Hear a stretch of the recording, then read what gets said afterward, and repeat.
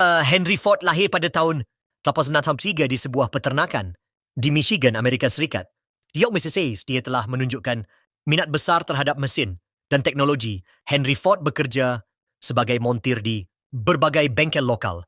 Ketika remaja mempelajari dengan cermat cara kerja mesin, minatnya pada mekanika terus berkembang hingga ia memutuskan untuk pindah ke Detroit untuk mengejar karir di bidang yang lebih besar di Detroit. Ford bekerja sebagai insinyur di Edison Illuminating Company.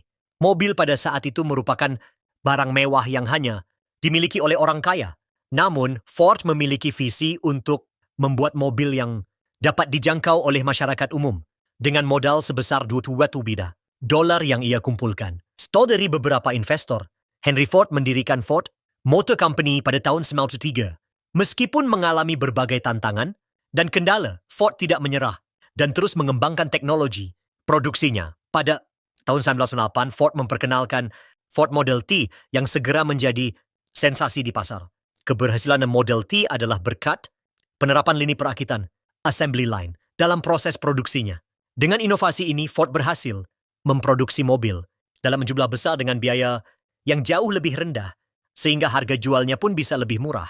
Penerapan lini perakitan ini adalah revolusi besar dalam industri manufaktur. Popularitas Model T menjadikan Ford Motor Company salah satu perusahaan otomotif terbesar di dunia. Pada tahun 1913, Ford memperkenalkan sistem upah harian, $5 untuk pekerjanya yang menggandakan upah rata-rata saat itu untuk produktivitas pekerjanya, tetapi juga memungkinkan banyak dari mereka untuk menjadi pembeli mobil Ford sendiri. Henry Ford memang telah membawa perubahan besar dalam industri otomotif secara global. Keberhasilan Ford Motor Company membawa perubahan besar dalam cara hidup masyarakat Amerika.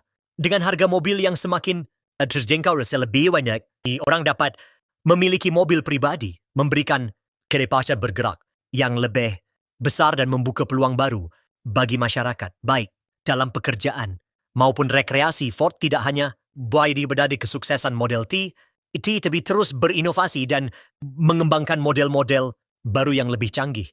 Pada tahun 1997, Ford memperkenalkan Model A yang baru, menawarkan fitur-fitur lebih modern dan desain yang lebih menarik. Meskipun Henry Ford dikenal dengan pandangannya yang kontroversial dalam beberapa aspek sosial dan politik, warisannya dalam dunia otomotif dan industri manufaktur tidak dapat disangkal.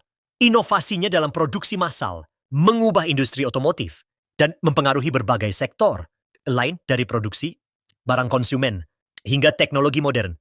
Ford Motor Company terus berkembang bawah kepemimpinan anak dan cucunya, tetap mempertahankan dan efisiensi yang diwariskan oleh pendirinya. Hingga saat ini, Ford tetap menjadi salah satu pemain utama dalam industri otomotif global dengan berbagai model mobil yang selalu mengikuti perkembangan zaman. Dari sebuah garasi kecil di Detroit, Henry Ford telah menciptakan revolusi yang mengubah cara orang bekerja, hidup, dan bepergian mobil. Ford bukan hanya sebuah kendaraan, tetapi simbol dari semangat inovasi dunia. Cerita berdirinya Ford Motor Company adalah contoh bagaimana visi, ketekunan, dan inovasi dapat menghasilkan perubahan besar dalam masyarakat. Henry Ford telah menunjukkan bahwa dengan keyakinan dan usaha yang tak kenal lelah, impian yang besar dapat diwujudkan dan memberikan dampak yang luar biasa bagi dunia.